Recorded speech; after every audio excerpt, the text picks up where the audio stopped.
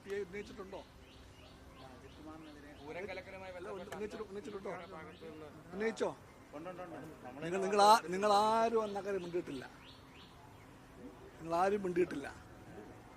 അജിത് കുമാറിനെ പോലെ ഒരാൾ ക്രമസമാധാന പാലന ചുമതലയുള്ള ADGP പദവി വഹിക്കാൻ യോഗ്യനല്ല എന്ന കാര്യം CPI എന്നും പറഞ്ഞ കാര്യമാണത്. കാരണങ്ങളുമുണ്ട്. പക്ഷെ പൊതുവിൽ നിങ്ങൾ മീഡിയ അത് കണ്ടിട്ടേ ഇല്ല. അത് ഒരു വ്യക്തിപര പ്രശ്നമല്ലത്, വ്യക്തിപരമായിട്ടുള്ള എക്സോ വയ്യോ അല്ല. കേരളത്തിലെ ഒരു ADGP, അതും ക്രമസമാധാന പാലന ചുമതലയുള്ള ആൾ, ഊഴം വെച്ച് RSS നേതാക്കന്മാരെ കാണുമ്പോൾ ആ കൂടിക്കാഴ്ചക്ക് ഒരു കാരണം വേണം. ഒരു വട്ടമല്ല, 2 വട്ടം കണ്ടു അങ്ങനെയുള്ള ഒരാൾ. അതുപോലെ തന്നെ തൃശ്ശൂരിൻ്റെ മാത്രമല്ല കേരളത്തിൻ്റെ ദേശീയ ഉത്സവമായി എല്ലാവരും കരുതുന്ന തൃശ്ശൂർ പൂരം കലക്കാനുള്ള ശ്രമത്തിൽ ഒരു പങ്കുണ്ടെന്ന് ആരോപിക്കപ്പെടുന്ന ആൾ, അത്തരമൊരാൾ ADGP ലോ ആൻഡ് ഓർഡർ ആയിരിക്കാൻ യോഗ്യനല്ല എന്നാണ് കമ്മ്യൂണിസ്റ്റ് പാർട്ടി പറഞ്ഞത്. അത് വ്യക്തിപരമല്ല, ഭരണം മാറിയതുകൊണ്ട് ആ നിലപാടിന് മാറ്റമില്ല.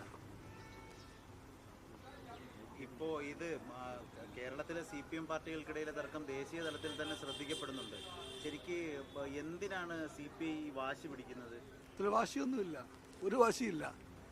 എല്ലാത്തിനും അപ്പുറത്ത് CPIക്ക് അറിയാം ഇടതുപക്ഷ ഐക്യമാണ് CPI രാഷ്ട്രീയത്തിൻ്റെ കാതൽ. അത് CPIക്ക് അറിയാം. ആ ഇടതുപക്ഷ ഐക്യത്തിൻ്റെ ഏറ്റവും നല്ലൊരു മാതൃകയായിട്ട് ഞങ്ങൾ കൊണ്ടുപോകാൻ ശ്രമിക്കുകയാണ് കേരളത്തിലെ LDFനെ. ആ LDFിൻ്റെ രാഷ്ട്രീയ അർത്ഥവും CPIക്ക് അറിയാം. അതൊരു രാഷ്ട്രീയമായി ആഴമുള്ള കാര്യമാണത്. ആഴമുള്ള കാര്യം എന്ന് പറഞ്ഞാൽ ഇടതുപക്ഷ ജനാധിപത്യ മുന്നണിയാണത്. ഞാൻ പലവട്ടം പറഞ്ഞു, അതിൽ ഓരോ വാക്കിനും അർത്ഥമുണ്ട്. ഇടതുപക്ഷത്തിൻ്റെ മുന്നണി, ജനാധിപത്യ ബോധമുള്ള മുന്നണി, വിവിധ പാർട്ടികൾ ഒത്തുകൂടിയ മുന്നണി. ആ കാര്യം ഉറപ്പാക്കാൻ വേണ്ടി CPI ആഗ്രഹിക്കുന്നുണ്ട്. അത് CPI നിലപാടാണ്.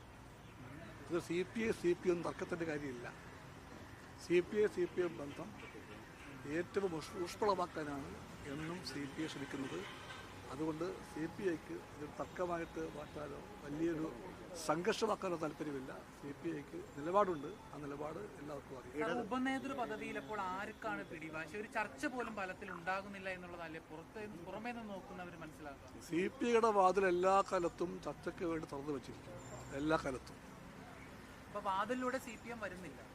അല്ല, CPMനെ കുറ്റപ്പെടുത്തുന്നത് ഞങ്ങളില്ല. ഞങ്ങളുടെ ഏറ്റവും അടുത്ത അലൈ CPM ആണ്. എല്ലായിടത്തും ഏറ്റവും അടുത്ത അലൈ സഖ്യശക്തി CPM ആണ്. ആ ബോധ്യം CPIക്ക് എപ്പോഴും ഉണ്ട്.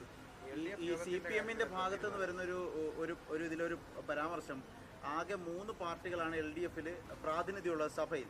അതിൽ 2 പാർട്ടികളും CPMന്റെ അഭിപ്രായത്തിനൊപ്പമാണ് ഉപനേതൃ പദവി CPMന് എന്നുള്ള നിലയ്ക്കാണ്. അങ്ങനെ LDFിനകത്തൊരു വോട്ടെടുപ്പിലൂടെ പ്രശ്നങ്ങൾ തീർക്കാൻ ശ്രമിക്കുന്നത് ആരോഗ്യപരമല്ല.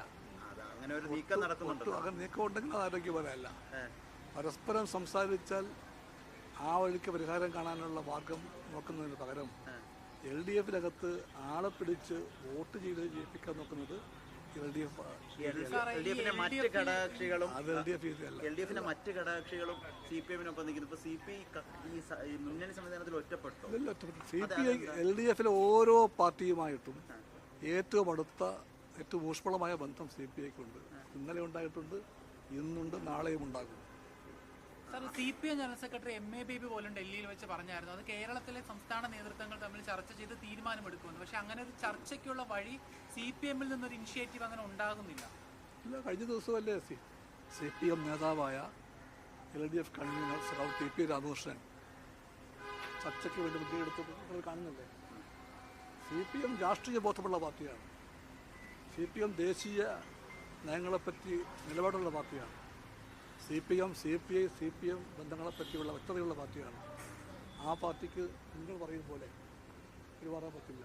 സഖാവ് ബേബിയും സഖാവ് TP രാമകൃഷ്ണനും സഖാവ് ഗോവിന്ദൻ നാഷും എല്ലാം പറഞ്ഞതുപോലെ തന്നെ സംഭാഷണമാണ് അതിൻ്റെ വഴി. ചർച്ചകളാണ് ഇതിൻ്റെ വഴി. അങ്ങ് പറഞ്ഞു മറ്റു ഘടകകക്ഷികളുമായിട്ട് സൗഹൃദമുണ്ടെന്ന്. ആർ ജെ ഡിയുടെ ഒരു പ്രതികരണം കഴിഞ്ഞ ദിവസം വന്നത് അങ്ങ് ശ്രദ്ധിച്ചിട്ടുണ്ടാവും. RJD എന്ന് പറയുന്ന പാർട്ടി LDF-നകത്തും LDF-ന് പുറത്തും ഞങ്ങളുടെ ഏറ്റവും അടുത്ത രാഷ്ട്രീയ ബന്ധമാണ്. പക്ഷേ വിട്ടുവീഴ്ച CPI ചെയ്യണമെന്ന് അവർ പറയുന്നത്. അതാണ് നിലപാട് പറയുന്നതേ ഉള്ളൂ. എന്തായാലും ഈ അങ്ങനെ ഉപനേതൃ നിലപാട് പറയുന്നതുകൊണ്ട് ഒരു പാർട്ടിയെ CPI എന്ന് ഞങ്ങളുടെ പാർട്ടി ശത്രുവായി കാണില്ല. ഈ പകരം പദവി എന്തെങ്കിലും അങ്ങനെ ചർച്ച, അതായത് ഒരു വെടിനിർത്തൽ വേണമല്ലോ ഇക്കാര്യത്തിൽ. ഇതുവരെ നിങ്ങൾ രണ്ടുപേരും രണ്ട് സൈഡിൽ സ്ട്രോങ് ആയി നിൽക്കുന്നു. പകരം എന്തെങ്കിലും ഫോർമുലയിലോട്ട് എത്താവണം. ഇതിൽ വെടിയും പുകയും ഒന്നുമില്ല. ഇത് രാഷ്ട്രീയ പ്രശ്നമാണ്. രാഷ്ട്രീയമായിട്ട് തീരും. അതിന്റെ വഴി സംഭാഷണമാണ്, ചർച്ചയാണ്. ശരി, ആവശ്യത്തിൽ ഉറച്ചു നിൽക്കുകയാണ്.